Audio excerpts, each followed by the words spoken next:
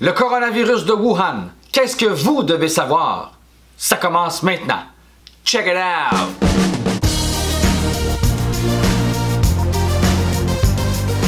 Bonjour et bienvenue sur cette chaîne où nous mettons découverte et savoir à l'avant-plan. Vous êtes curieux et vous aimez avoir réponse à tout? Songez à vous abonner pour ne rien manquer. Depuis décembre 2019, la région chinoise de Wuhan est aux prises avec un nouveau coronavirus. Voici une liste de détails qui vous permettront d'être à jour à ce sujet. Un coronavirus est bien évidemment un virus. Sa particularité est que lors de l'observation au microscope, un ensemble de protéines sur son enveloppe lui donne l'apparence d'avoir une couronne, du latin corona. Il existe plusieurs souches de coronavirus, mais le point commun est qu'ils infectent seulement les mammifères et les oiseaux. On ne connaît donc pas de coronavirus qui infecte un poisson ou un scorpion.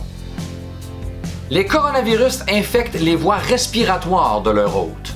La plupart sont aériens et une fois inhalés, ils infectent les voies respiratoires de leur hôte, que celui-ci soit un chameau, un chat ou une poule.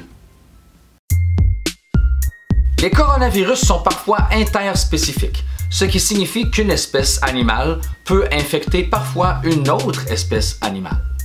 Mais ils peuvent aussi être intraspécifiques et infecter les individus d'une même espèce. La plupart des souches de coronavirus sont bénignes et ne causent chez l'humain que des symptômes de rhume, par exemple. Mais 3 coronavirus apparus au cours du 21e siècle ont eu des conséquences beaucoup plus graves sur la santé des humains. Et certaines personnes dont le système immunitaire est compromis peuvent vivre des complications et même mourir si jamais ils contractent l'un de ces 3 virus. Voici ce fameux trio de coronavirus.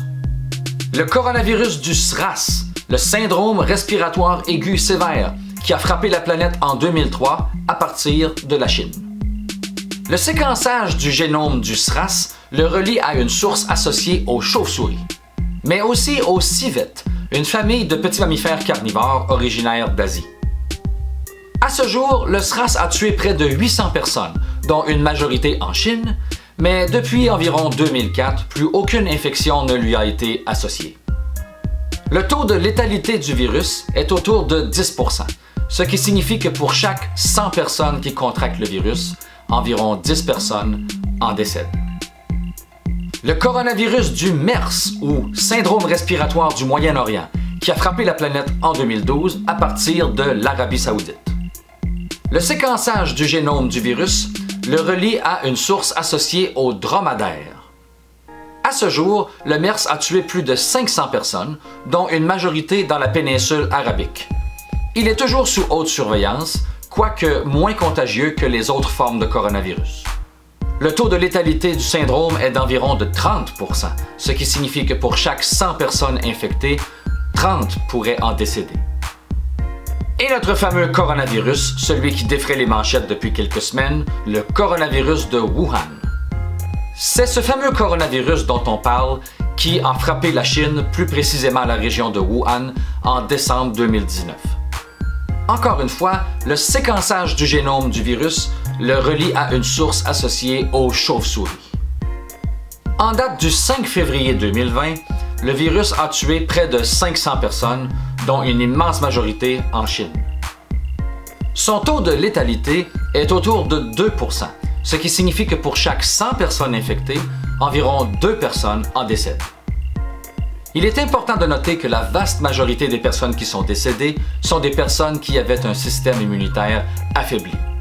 La plupart des individus contractant le virus vivront des symptômes incommodants, bien sûr, mais ne vivront pas de réelles complications. À titre de comparaison, des virus déjà présents dans toutes les sociétés sont bien plus mortels, comme celui de l'influenza par exemple, le virus de la grippe, qui tue annuellement ici au Canada environ 3500 personnes. Les autorités chinoises ont mis en place une série de mesures atténuantes, incluant la mise en quarantaine dans la plupart des villes de la province de Hubei, la fermeture des transports publics, la fermeture de certains lieux publics et la construction d'un hôpital local spécialisé dans le traitement des victimes infectées.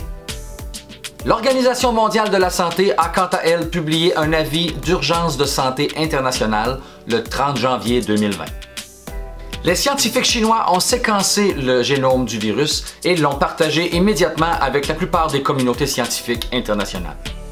Ce séquençage initial a permis de relier une bonne proportion des premières victimes infectées au marché public de fruits de mer de Huanan. Dans ce marché, nombre d'espèces de gibier sont vendues, morts ou vivants, pour la consommation. Se pourrait-il que des animaux vivants aient infecté des clients ou des employés? Se pourrait-il qu'un individu infecté ait transmis le virus à d'autres clients du marché ou d'autres employés? Des précisions devront être apportées à ce sujet. Peut-on développer un vaccin? La réponse est oui, mais il faudra patienter. Car bien que le vaccin puisse être développé en quelques semaines, il faut par la suite effectuer des tests sur des animaux vivants afin de témoigner de son efficacité ou de son potentiel danger. Et il faut ensuite réaliser des tests sur des humains avant de le lancer à grande échelle. Les prévisions les plus optimistes nous permettent d'espérer voir un vaccin d'ici 1 an. Évidemment, d'ici là, la meilleure façon d'enrayer le virus est d'éviter sa propagation.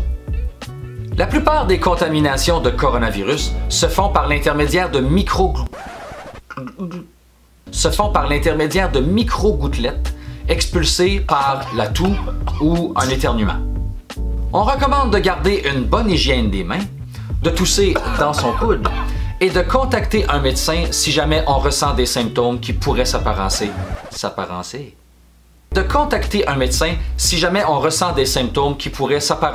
à la contraction du virus. Si chacun fait un petit effort pour améliorer ses pratiques hygiéniques, le fameux coronavirus de Wuhan n'a qu'à bien se tenir. Vous avez appris quelque chose? Songez à vous abonner pour ne rien manquer. Et sur ce, je vous dis à la prochaine!